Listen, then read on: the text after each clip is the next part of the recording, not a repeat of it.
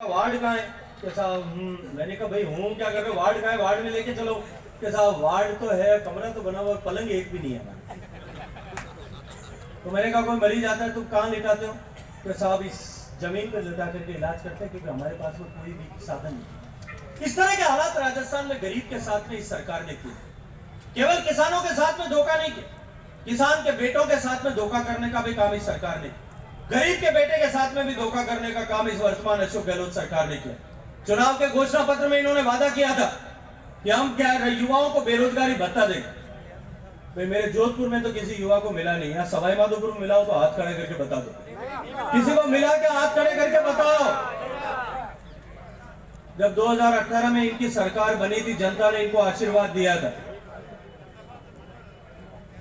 चुनाव के रिजल्ट आ गए थे, अशोक गहलोत साहब मुख्यमंत्री नहीं बने थे क्योंकि लड़ाई चल रही थी इनकी और पायलट साहब की, 10-12 दिन तक चली थी। उसके बाद में गहलोत साहब जादूगर है कहीं से लेके आ गए। इससे पहले भी 2008 में इसी तरह से लेके आए थे और 93 में 98 में भी इसी तरह से लेके आए।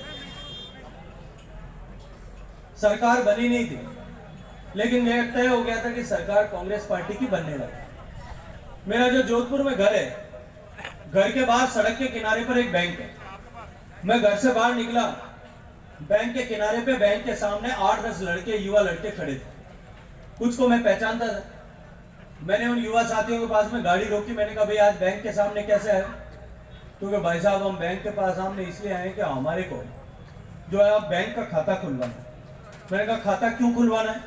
कि भाई साहब खाता इसलिए खुलवाना है कि अशोक गहलोत जी ने वादा किया है कि तुमको 3,500 रुपए हर महीने में मिलेंगे। मैंने कहा यार बहुत बढ़िया है, तुम खाता खुलवाओ। अब कम से कम परीक्षा देने का फॉर्म भरने के लिए घर वालों से पैसे नहीं मांगने पड़ेंगे। परीक्षा देने के लिए अगर जयपुर या कहीं जाना पड़ा तो उसके लिए किराए के पैसे नहीं मांगने पड़ेंगे। मोबाइल का रिचार्ज करने के लिए, छोटा कूपन खरीदने के लिए भी घर वालों से पैसे नहीं लेने पड़ेंगे। और कोई छोटा मोटा चाय पीते हो उसके लिए भी तुमको खर्चा करने के लिए घर वालों से पैसे नहीं लेने पड़ेंगे। मैंने उनको बधाई दी। बात आई गई हुई, लोकसभा का चुनाव हुआ। चुनाव में ऐतिहासिक परिणाम आया। राजस्थान की जनता ने इस नकारा निकम्मी सरकार के चेहरे पर खींच करके एक थप्पड़ मारा और थप्पड़ मार करके 25 की 25 सीटें जिता करके माननीय नरेंद्र मोदी जी को देश का प्रधानमंत्री बनाने के लिए चुनाव निपटे। कोई उसके कुछ दिन बाद में, कोई महीना भर हुआ होगा, मैं जोधपुर गया था। मैं घर से बाहर निकला, फिर गया बैंक के सामने, उनमें से 3-4 लड़के फिर खड़े। मैंने उनसे पूछा भैया आज तो तुम्हारे पैसे आ गए, किस लिए आए हो? पैसे लेने के लिए आए हो? तो वो भाई साहब पैसा तो आया को नहीं, खातों खुला उनने जो 500 जमा कराया उनको 50-50 रुपया हर महीना कट रहा है, जो हमारे पास चले तो जो बचोड़ा है घर रहा लिया वे भी जाते नहीं। भला उन लोगों का जिनको पहले 3-4 महीने में समझ में आ गए थे कि कूद के पांव पालने में दिख रहे हैं, ये केवल कुर्सी कब्जाने के लिए इन्होंने हम सबके साथ में धोखा किया। इन्होंने किसके साथ धोखा किया? अगर युवाओं को 3,500 रुपए नहीं दिए होते गहलोत साहब तो हम राजस्थान के युवा मान लेते हैं। लेकिन जिस तरह से आपने परीक्षाओं में भ्रष्टाचार किया है, आपकी सरकार के मंत्रियों के संरक्षण में जिस तरह से परीक्षा में पेपर लीक हुए हैं, 18 बार पेपर लीक हुआ है। 2018 में जूनियर अकाउंटेंट का पेपर लीक हुआ, जूनियर इंजीनियर का पेपर लीक हुआ, आरएस का पेपर लीक हुआ, वनपाल की भर्ती का पेपर लीक हुआ, अकाउंटेंट की भर्ती का पेपर लीक हुआ, पटवारी की परीक्षा में पेपर लीक हुआ, ग्राम सेवक की परीक्षा में पेपर लीक हुआ, रीट में पेपर लीक हुआ और अभी शिक्षक भर्ती हुआ है, फिर पेपर लीक हुआ। पेपर लीक होने की श्रृंखला, जब ये श्रृंखला चल रही थी, रीट के पीछे, रीट की चोट जब हुई, रीट में जब चीट इन्होंने की, भारतीय जनता पार्टी ने पूरे प्रदेश में आंदोलन किया था कि आपसे नहीं समझता है, इस पेपर लीक के प्रकरण की जांच सीबीआई को दे दी। हमने आंदोलन किया पूरे राजस्थान में, लेकिन ये सरकार अपने लोगों को बचाने के लिए, क्योंकि ये जानते थे राजस्थान सरकार के मुखिया कि अगर सीबीआई को दे दिया तो सीबीआई आकर के कॉलर इनके मंत्रियों की पकड़ने लगा। भ्रष्टाचार को संरक्षण देने के लिए राजस्थान के जनता युवाओं के साथ में खिलवाड़ इन्होंने किया।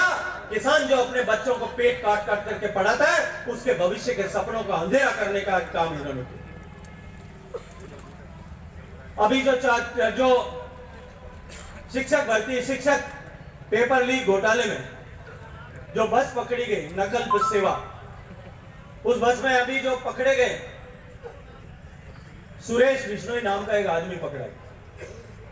ये वही सुरेश बिश्नोई है जो इससे पहले भी रीट के समय में भी जिसको पुलिस ने गिरफ्तार किया, और वो कागजों में, मैं अगर झूठ कहता हूं तो आप उसकी जांच कर सकते।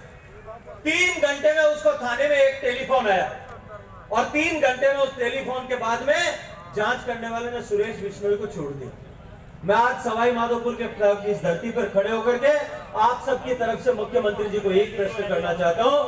2023 के चुनाव में अगर सवाई माधोपुर आओ तो उससे पहले इस जवान सिंह को यह बता करके आना कि वो टेलीफोन किसने किया, वो टेलीफोन किसने किया था, यह बता करके आना, वरना 2023 में राजस्थान में भारतीय जनता पार्टी की सरकार बनेगी।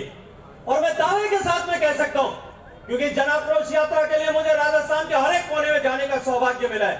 मुझे सुदूर बांसवाड़ा से जाने का सौभाग्य मिला, मारवाड़ में जाने का सौभाग्य मिला, मेवाड़ में जाने का सौभाग्य मिला, हाड़ौती में जाने का सौभाग्य मिला, गोडवाड़ में जाने का सौभाग्य मिला, और आज मैं आप सबके बीच में इस सवाई माधोपुर की धरती पर आया हूं। राजस्थान से 14 एक आवाज है। राजस्थान के लोगों में के मन में गुस्सा है, राजस्थान के लोगों के मन में आक्रोश है। सरकार भारतीय जनता पार्टी की बनेगी, दीवार पर लिखा हुआ मैं पढ़ सकता हूं। और मैं एक बात आज आपके सामने यहां इस मंच पर खड़े होकर के कह रहा हूं, भारतीय जनता पार्टी की सरकार बनेगी। इस शिक्षक भर्ती घोटाले की नहीं, पेपर लीक घोटाले की समग्र जांच कराएंगे, पूरी की पूरी जांच करवाएंगे।